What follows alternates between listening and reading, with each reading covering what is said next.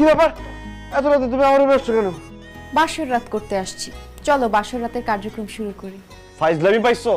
আমার আব্বা আম্মা যদি জানে এত রাতে তুমি আমার ঘরে আসছো, আমাকে জানে মাইরা ফেলবে। যাও এখান থেকে। আরে সেজন্যই তো তোমার আমার বিয়ের ব্যাপারটা তোমার বাবা মাকে বলি নাই।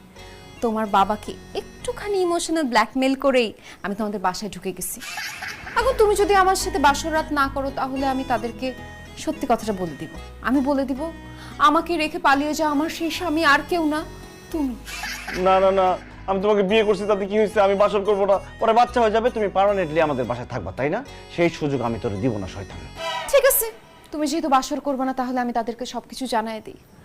আঙ্কেল, আন্টি, দেখো জান আমার লক্ষ্মী সোনা, তুমি বোঝার চেষ্টা করো। আমার বোনের বিয়ে হওয়ার আগ পর্যন্ত বাবা আমার বিয়ে মেনে নেবে না। আমার বোনের বিয়েটা হয়ে গেলে বাবা মাকে আমি সুন্দর করে আমাদের বিয়ের কথাটা বলবো, তারা বুঝবে। তারা কি নাও, তুমি 5,000 টাকা নাও, নিয়ে কোনো গার্লস হোস্টেলে গিয়ে উঠো, যাও সেখানে গিয়ে থাকো, সময় সুযোগ বুঝে আমি তোমাকে নিয়ে আসবো।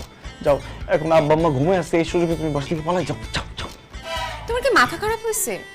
আমি আমার এত সুন্দর জামাই আর এত বড় লোক জামাই বাড়ি রেখে পালায় যাব কি মরতে?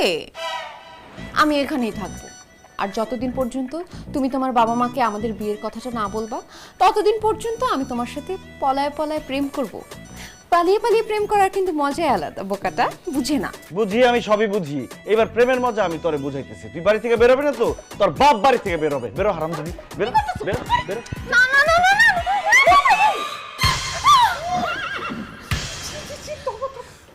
আন্টি আপনি যা দেখছেন তাই, ও আমার সাথে জোরাজুরি করতেছিল। কি? তুই জোরাজোরি করতেছিলি? আর তুমি এত রাতে ওর ঘরে আসছো কেন? আমি আসি নাই তো আন্টি, সে আমাকে জোর করে নিয়ে আসছে।